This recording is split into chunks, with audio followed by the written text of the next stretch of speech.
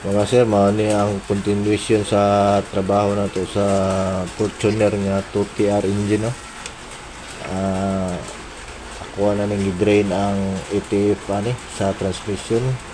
Tapos tanggalon ang iyang oil pan. So same procedure lang yapon ako ang ginabuhat ani mga sir, basta mag PMS ko og automatic transmission. Hinatanggal gina ko na siya para malimpyo. Ay para wala gyud hugaw nga mabilin sa ilalom mga sir. So kani siya pagkahuman na ko panlimpyo ani tapos itaod na kani siya mga sir, wala gini siya sulod nga ETF, no. So tanaw nimo wala gid siya, pero ang ilalom ana mga sir naa pa nay nabilin dito sa iyang torque converter o kanang diha sa may valve body ug sa iyang mga solenoid. So ang estimate nato nga mabilin da mga sir nasa mga 2 to 3 liters ang mabilin para. So mo nang gina-dialysis gid na ko na siya para magawas gid ang iyang daan nga nabilin pa didto sa makina. So kana siya mga sir kay wala pa na siya sulod. So mag-initial po ka og butang diha og ETF, no. Mga 4 liters pod. Pagkatapos i-dialysis na nimo siya para ang iyang masuyop nga bag-o nga ETF mo circulate dito sa iyang mga valve body padulong dito sa iyang pump o sa torque converter. Ang katungdaan nito mga sir iyahan ang magawas.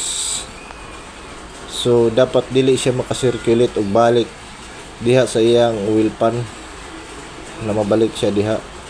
So ma-out sa siya.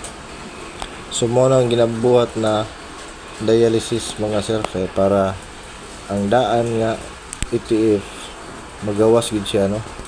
So mo na ni karon mga sir kung inyohang ma-observe ingani ang sistema nga ako ang ginabuhat mga sir. So ma-observe nyo diha karon baliduhan na ka hose.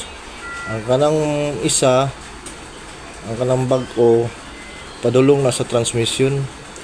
So ang kaning isa mo na ang oil dito sa iyang transmission mga sir nga nigawas na.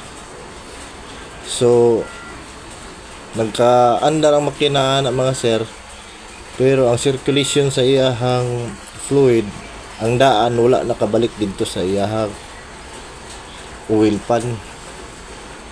So nagawas nato siya. So ang iyang system karon limpyo na.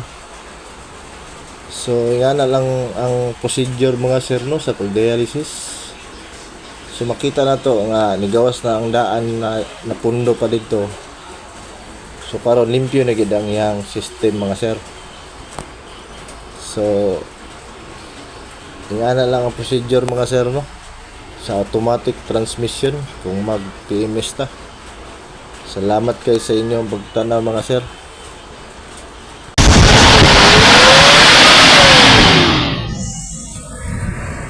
Ugoy.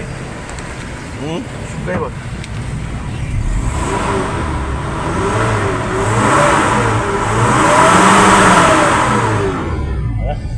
Bigyan ba yung gasolina na?